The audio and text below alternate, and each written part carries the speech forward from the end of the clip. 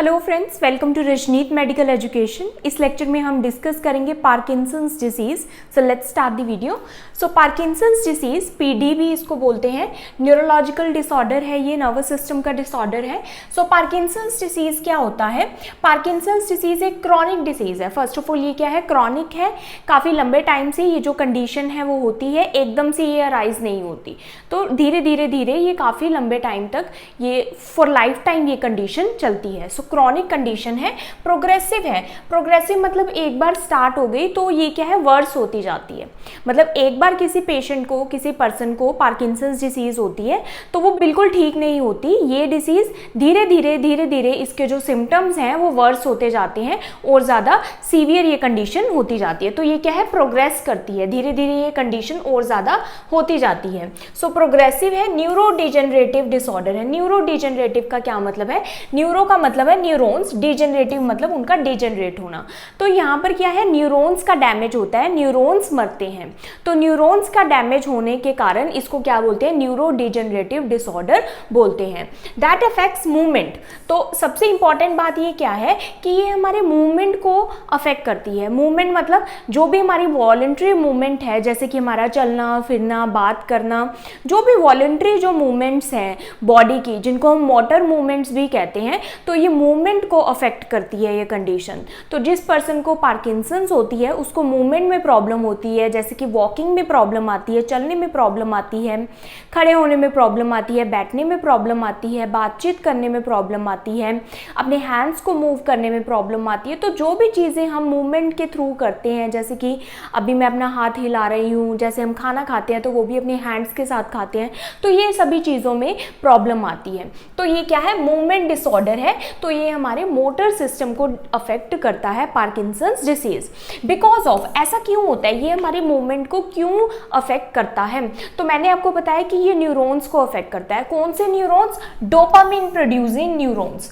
तो हमारे ब्रेन में जो न्यूरॉन्स डोपामिन को प्रोड्यूस करते हैं, उन न्यूरॉन्स का क्या हो जाता है, लॉस हो जाता है।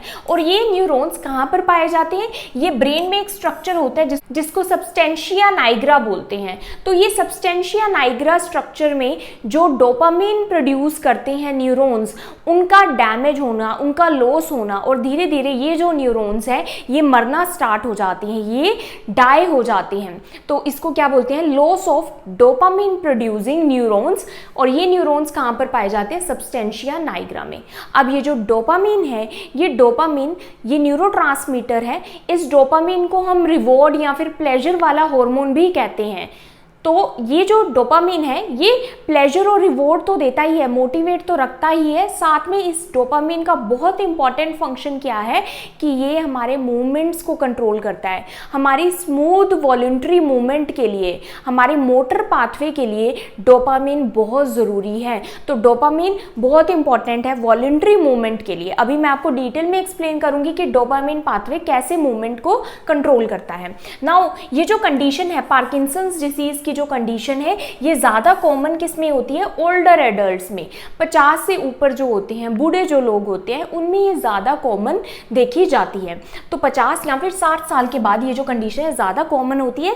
लेकिन ये यंग पीपल में भी हो सकती है, जवान में भी हो सकती है।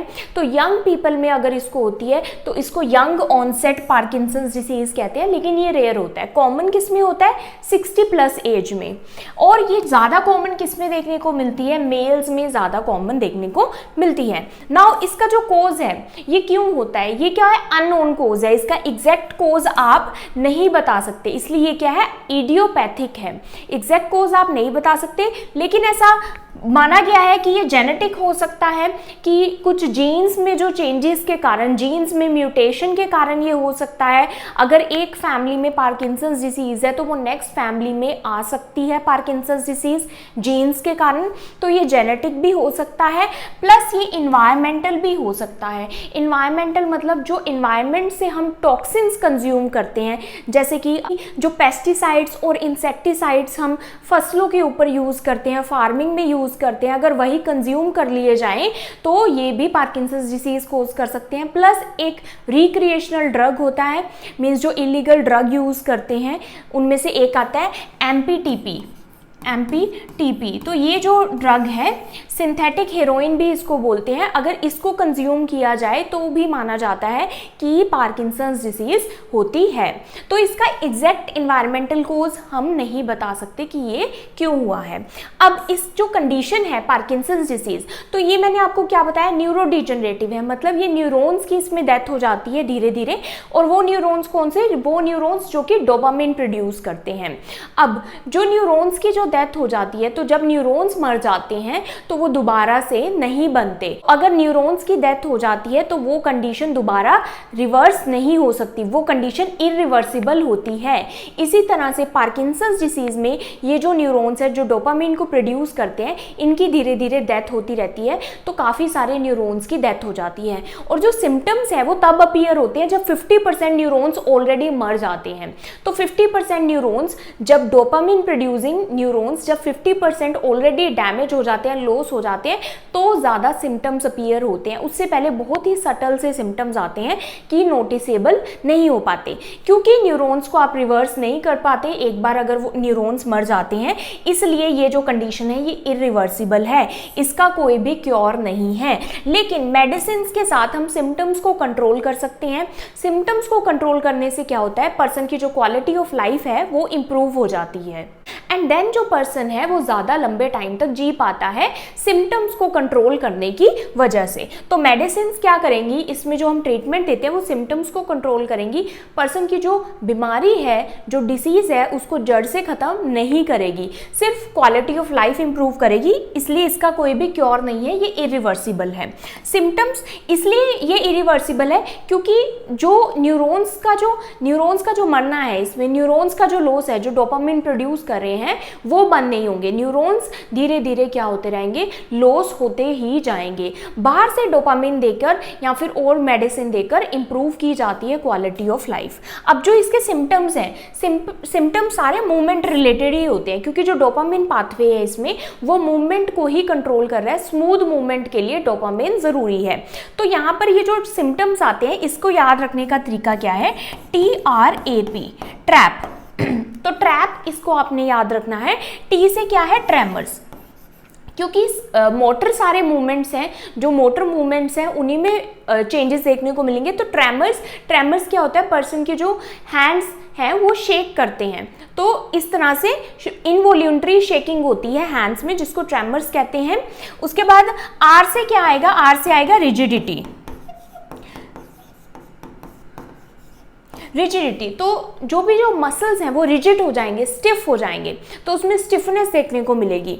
उसके बाद ए से आता है एकाइनेसिया या फिर ब्रेडिकाइनेसिया। ये अभी हम और डिटेल में देखेंगे कि ये क्यों हो रहा है ये सब। एकाइनेसिया या फिर ब्रेडिकाइनेसिया का आपको एग्जांपल्स के साथ समझाती हूँ। एकाइनेसिया और ब्रेडिकाइनेसिया का क्या मतलब है कि जैसे मैं यहाँ पर अपनी आर्म को मूव कर रही हूँ, तो अपनी आर्म को मूव कर रही हूँ तो ये बिल्कुल स्मूथली मूव हो रही है। लेकिन पार्किंसंस डिसीज वाले पेशेंट में क्या होता है कि जो मसल्स हैं वो एक तो रिजिड हो जाते हैं और उनकी जो मूवमेंट है वो स्लो हो जाती है।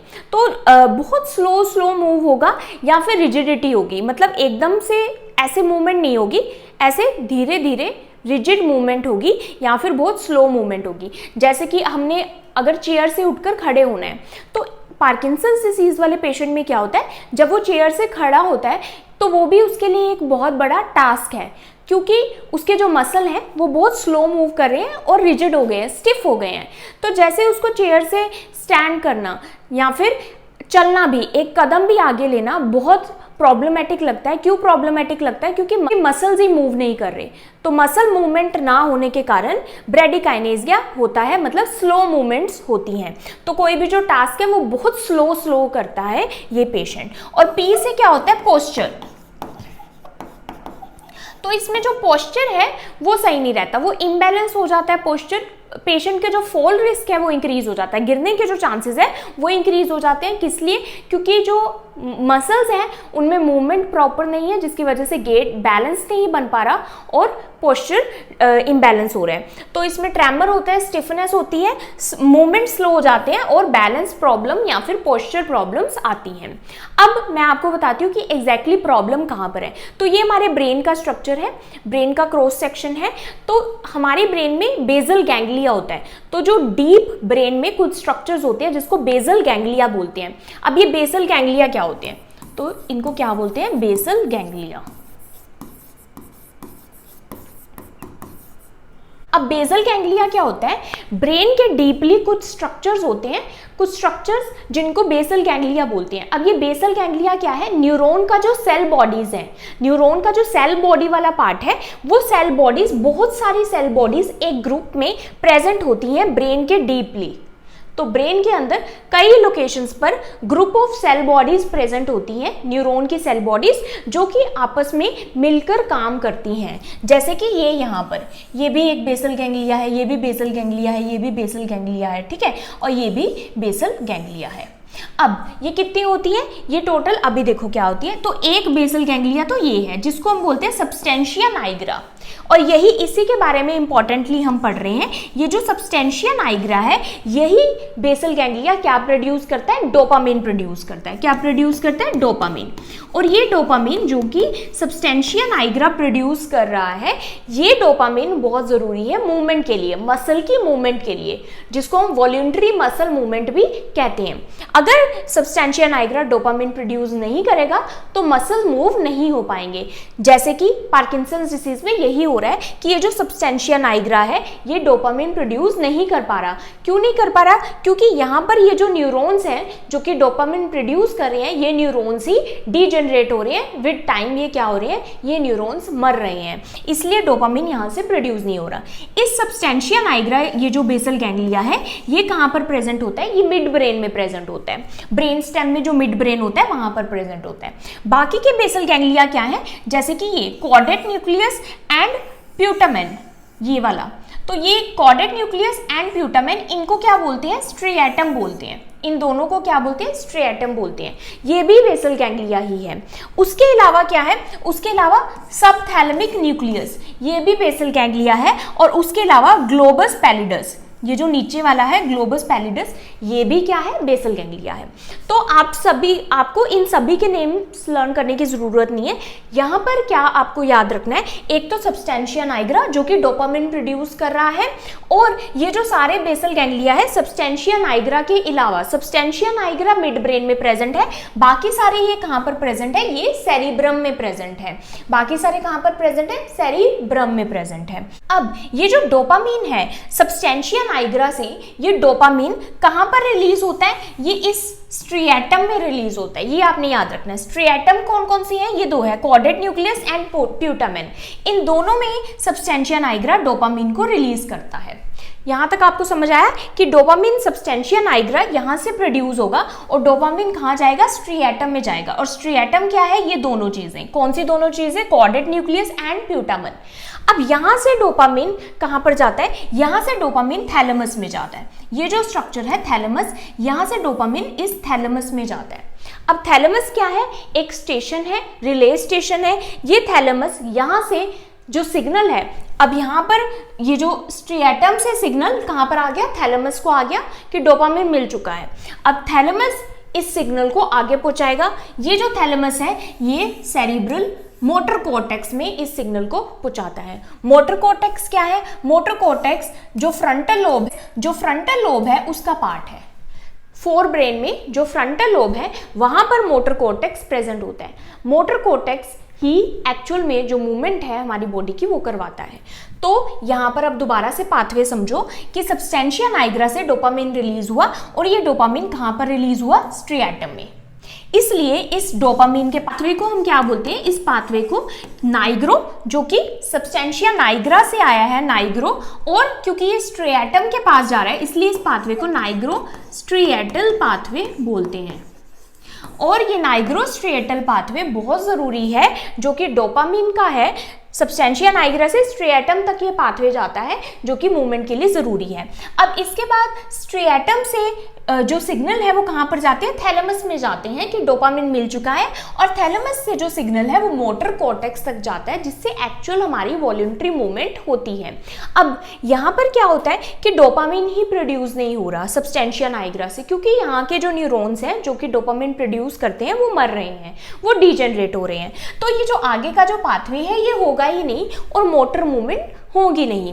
अब यहाँ पर एक और चीज़ होती है, ये जो स्ट्रिएटम है, ये जो दोनों स्ट्रक्चर्स हैं स्ट्रिएटम, इन स्ट्रिएटम के पास क्या होता है, ACH एसिटाइल कोलिन। तो एसिटाइल कोलिन प्रोड्यूसिंग न्यूरॉन्स होते हैं जिनको हम क्या बोलते हैं, कोलिनर्जिक प्रोड्यूसिंग न्यूरॉन्स। तो एसिटाइल कोलिन प्रोड्यूस करता है स्ट्रिएटम। अब यहाँ पर ये डोपामिन जब प्रोड्यूस होता है नॉर्मली, तो ये डोपामिन इस एसिटाइल कोलिन का बैलेंस बना के रखता है, क्योंकि यहाँ से डोपामिन प्रोड्यूस हो रहा है। डोपामिन क्या करता है, मूवमेंट को बढ़ाता है। तो डोपामिन क्या करता है, वॉलंटरी मूवमेंट को ऑन रखता है, मसल को मूव करता है। वेयरएज एसिटाइल कोलिन, आप समझ लीजिए कि एसिटाइल कोलिन एक ब्रेक की तरह है जो कि इस मूवमेंट पर ब्रेक लगाता है, क्योंकि अगर सिर्फ डोपामिन होगा तो क्या होगा कि बहुत एक्स्ट्रा मूवमेंट हो सकती है, फालतू की मूवमेंट हो सकती है, जैसे कि शेक करना, ट्रेमर्स होना, ये मूवमेंट हो सकती है। लेकिन डोपामिन पर ब्रेक कौन लगाता है, एसिटाइल कोलिन। तो एसिटाइल कोलिन क्या करता है, फालतू की मूवमेंट ना हो, एक्स्ट्रा मूवमेंट ना हो जाए, उस पर ध्यान रखता है। लेकिन अब क्या होता है कि पार्किंसंस डिसीज में डोपामिन प्रोड्यूस नहीं हो रहा, तो बचा क्या, एसिटाइल कोलिन। एसिटाइल कोलिन बच गया, तो एसिटाइल कोलिन क्या करता है, ज्यादा ही ब्रेक लगा देता है। ओके, एक तो डोपामिन क्या कर रहा है, डोपामिन प्रोड्यूस नहीं हो रहा तो मूवमेंट नहीं हो रही, और एसिटाइल कोलिन ऊपर से क्या कर रहा है, और ज्यादा मूवमेंट को रोक रहा है, जिसकी वजह से टिपिकल जो सिम्टम्स, जो कि ट्रैप सिम्टम्स आते हैं, TRAP, ट्रेमर, रिजिडिटी, एकाइनेसिया या फिर ब्रेडिकाइनेसिया, और जो पोस्चर आ रहे हैं, पोस्चर इम्बैलेंस हो रहा है, बैलेंस की प्रॉब्लम आ रही है, वो सभी एसिटाइल कोलिन और डोपामिन के इम्बैलेंस की वजह से होती है। क्योंकि अगर डोपामिन प्रेजेंट ही नहीं है तो एसिटाइल कोलिन ज़्यादा ओवर एक्टिव हो जाता है, क्योंकि अब इसको रोकने वाला कोई नहीं है, एसिटाइल कोलिन को रोकने वाला कोई नहीं है। तो एसिटाइल कोलिन क्या करेगा, ज़्यादा मूवमेंट को रोक लगाएगा, ब्रेक के लगाएगा, ज़्यादा मूवमेंट होने नहीं देगा। तो जिसकी वजह से क्या होता है, रिजिड हो जाते हैं, जो मसल है वो बिल्कुल रिजिड हो जाते हैं, स्मूथ मूवमेंट उनमें हो नहीं पाती, रिजिडिटी, स्टिफनेस हो जाती है मसल्स में, जो मूवमेंट है वो बहुत ज़्यादा स्लो हो जाती है।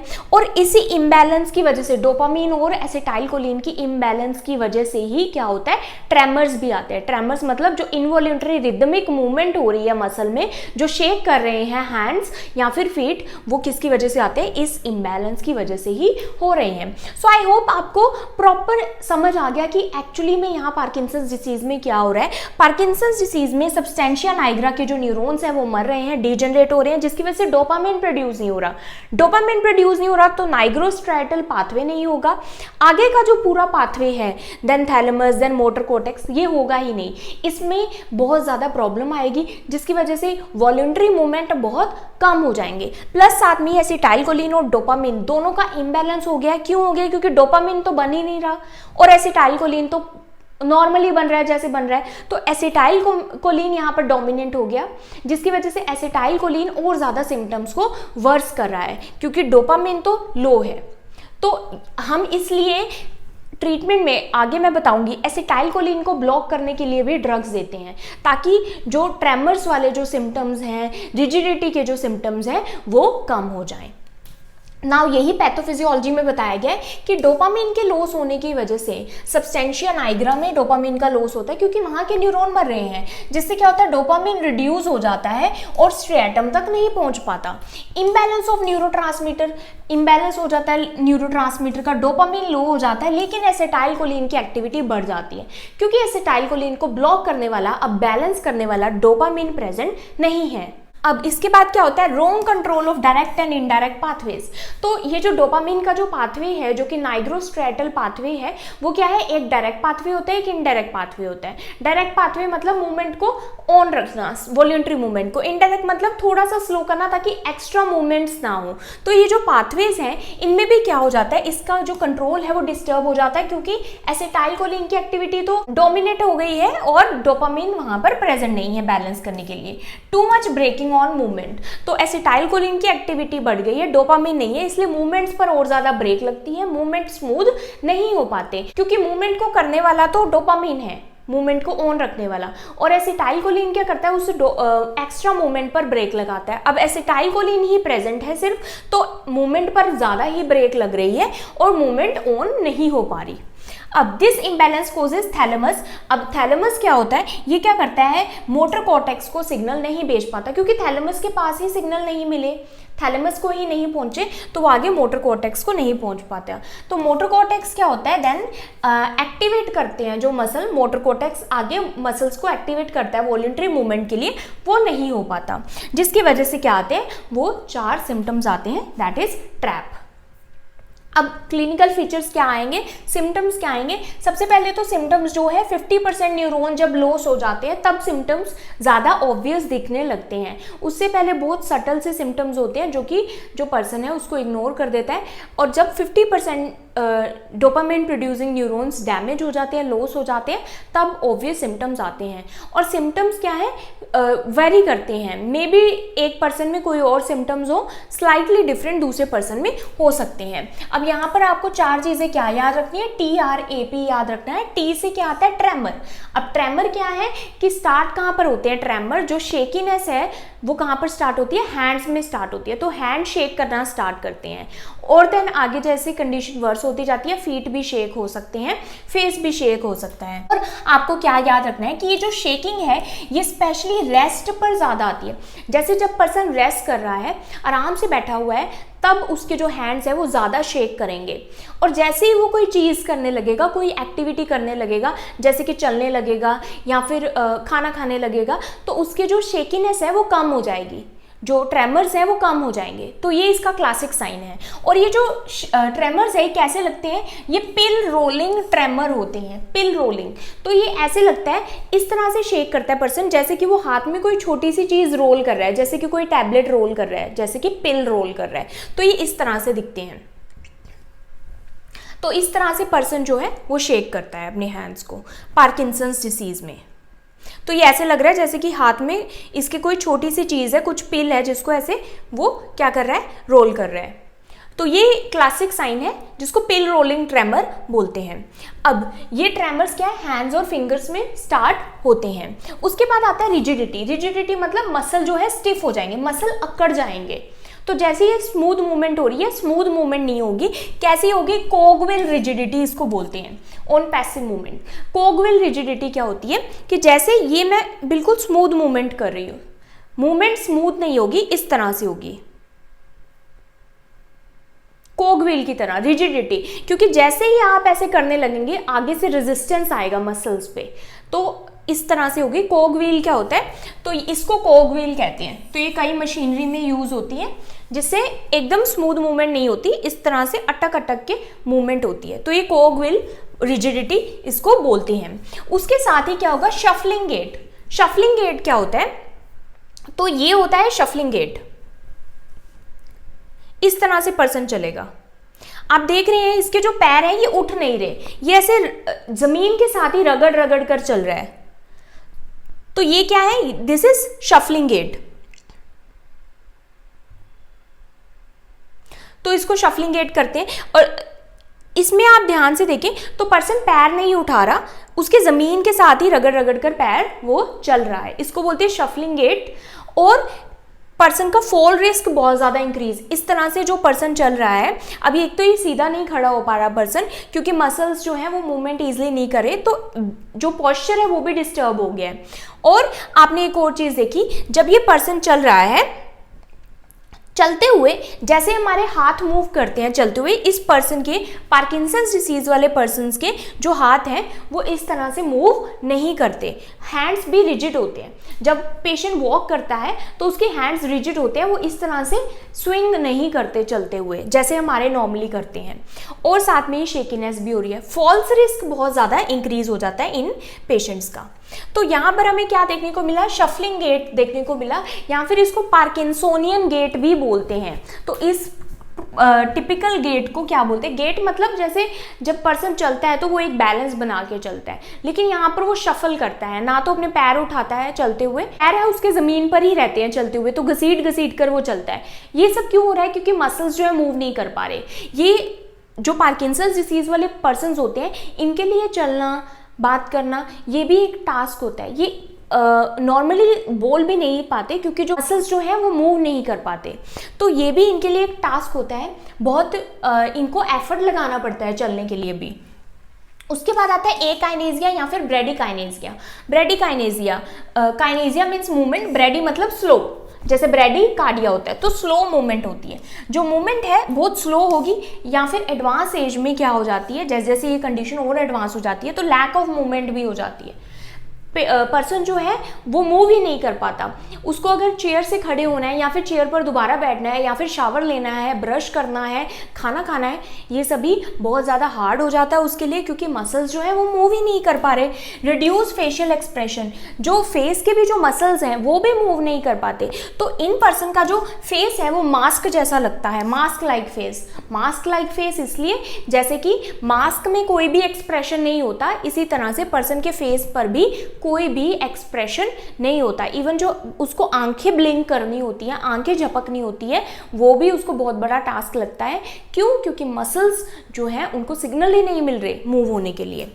और उसके बाद डिक्रीज आर्म्स में स्विंग वाइल वॉकिंग, जैसे कि अभी मैंने आपको वीडियो में दिखाया था कि जब पेशेंट पार्किंसंस डिसीज वाला चल रहा है तो वो अपनी आर्म्स को ऐसे स्विंग नहीं कर पा रहा। जैसे हम चलते हैं तो हमारी बाजुएं हिलती हैं, उसकी नहीं हिल पाती, तो वो स्टिफ ही रहती हैं। Soft and low voice, voice पर भी असर पड़ता है, वॉइस भी लो हो जाती है। स्वॉलोइंग में जो मसल्स यूज होते हैं वो भी नहीं उनको सिग्नल मिल पाता, तो स्वॉलोइंग में भी डिफिकल्टी होती है, तो पेशेंट को खाने में भी प्रॉब्लम होती है, इसलिए जो है न्यूट्रिशन उसका प्रॉपर ध्यान रखना पड़ता है।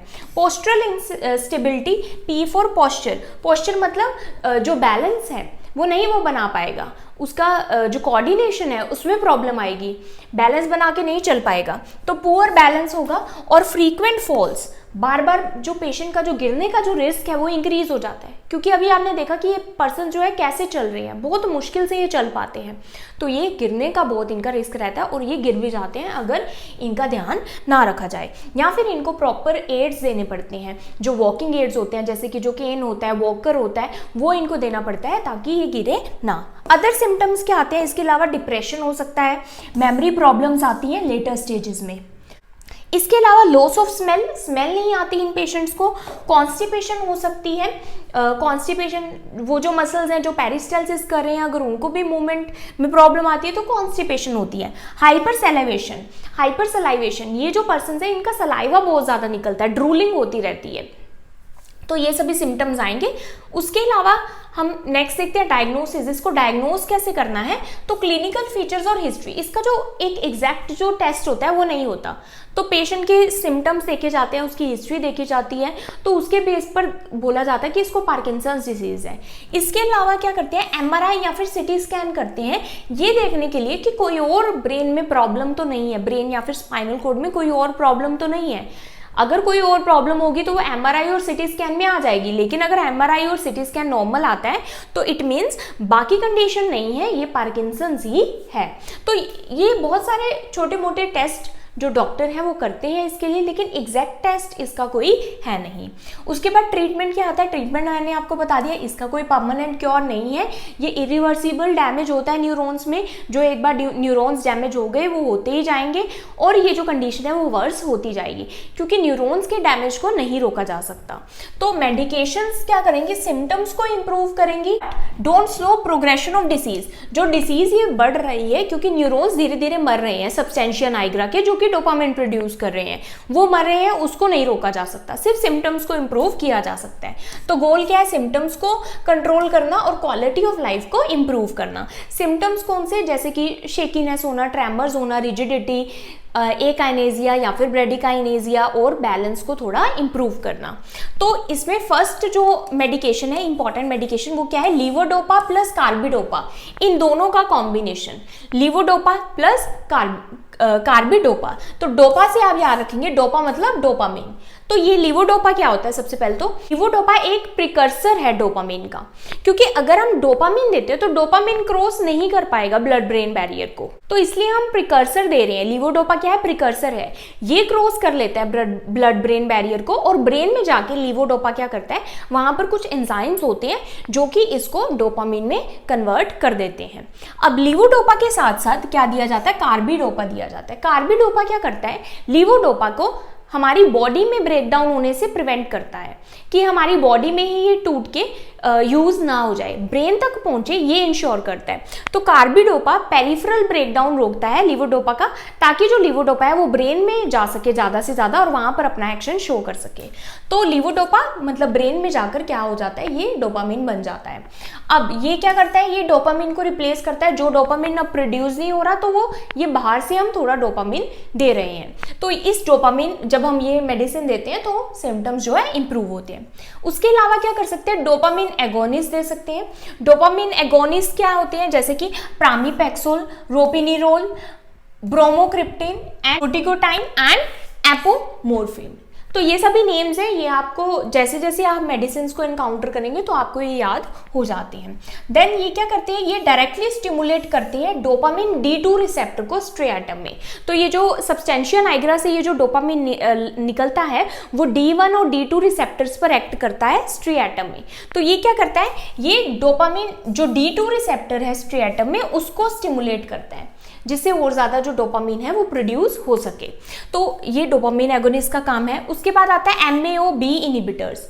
इसमें कौन कौन से ड्रग्स आते हैं, इसमें आते हैं सेलेजिलिन, रेजाजिलिन, सेफिनामाइड। तो ये क्या करते हैं, ये इनहिबिट किसको करते हैं, मोनोअमाइन ऑक्सीडेज बी एंजाइम। ये जो MAO-B ये जो एंजाइम है ये इनहिबिटर्स, तो ये इनहिबिटर्स क्या करते हैं, इस एंजाइम को इनहिबिट करते हैं, रोकते हैं। ये एंजाइम क्या करता है, ये डोपामिन की ब्रेक डाउन करता है। तो जब ये एंजाइम नहीं होगा तो ये डोपामिन को ब्रेक नहीं कर पाएगा। उसके बाद आता है एंटीकोलिनर्जिक्स। एंटीकोलिनर्जिक्स इसलिए देते हैं क्योंकि मैंने आपको बताया कि एसिटाइल कोलिन क्या है, उसकी एक्टिविटी इंक्रीज हो रही है, इसलिए हो रही है क्योंकि उसको बैलेंस आउट करने वाला डोपामिन नहीं है। तो उसकी ज्यादा ओवर एक्टिविटी ना हो जाए, मसल जो है बहुत ज्यादा बिल्कुल ही ना रुक जाए काम करना, इसलिए एंटीकोलिनर्जिक भी दे सकते हैं। जिसमें क्या आता है, ट्राईहेक्सिफेनिडिन, बेंस्ट्रोपिन एंड डिपरेडिन। तो ये सभी जो है ये क्या है, एंटीकोलिनर्जिक्स है। ये क्या करता है, एसिटाइल कोलिन की ओवर एक्टिविटी को डिक्रीज करता है, ट्रेमर्स और रिजिडिटी जैसे सिम्टम्स जो है उसको रोकता है। लेकिन इसको एल्डरली में अवॉइड करते हैं क्योंकि इसके जो साइड इफेक्ट्स हैं वो क्या है, कंफ्यूजन है, ग्लूकोमा इससे हो सकता है, यूरिनरी रिटेंशन हो सकता है। इसके अलावा फिजियोथेरेपी बहुत जरूरी होती है इन पेशेंट्स के लिए, जिससे क्या होता है, रेंज ऑफ मोशंस वगैरह एक्सरसाइज करवाते हैं और इससे मोबिलिटी जो है इंप्रूव होती है। स्पीच थेरेपी भी इन पेशेंट्स के लिए जरूरी होती है, जिससे वॉइस इंप्रूव होती है इनकी। अब बहुत ज़्यादा एडवांस स्टेज है तो सर्जरी भी हो सकती है इसमें डीप ब्रेन स्टिमुलेशन होती है एडवांस केसेस में। और इसमें क्या होता है, जो भी बाकी के जो बेसल गैंग्लिया हैं उनको स्टिमुलेट किया जाता है, जिससे क्या होता है कि जो रिफ्रैक्टरी ट्रेमर और जो मोटर फ्लक्चुएशंस आती हैं वो इंप्रूव हो जाती हैं। अब नर्सिंग केयर इसमें क्या क्या देंगे, मोबिलिटी एंड सेफ्टी का इसमें बहुत ध्यान रखना होता है क्योंकि फॉल्स रिस्क बहुत ज़्यादा इन पेशेंट्स को होते हैं। तो हमने पेशेंट को क्या बोलना है कि स्लो और डेलिब्रेट मूवमेंट करनी है, तो बहुत ज़्यादा रश नहीं करना, कुछ भी टास्क करने के लिए धीरे धीरे पेशेंस के साथ मूवमेंट करनी है। पेशेंट को भी पेशेंस रखना होता है और साथ में ही फैमिली को भी पेशेंस रखना होता है। साथ में असिस्टिव डिवाइसेस देने पड़ते हैं पेशेंट को बैलेंस के लिए। असिस्टिव डिवाइसेस कैसे होते हैं, जैसे कि वॉकर हो गया तो वो पेशेंट को देना है ताकि फॉल रिस्क को अवॉइड किया जा सके। फॉल प्रिकॉशंस करनी है, जैसे कि पेशेंट के आसपास ऐसी चीज़ें नहीं होनी चाहिए जिससे वो ईजिली गिर जाए, बहुत ज़्यादा सामान पेशेंट के रूम में नहीं होना चाहिए।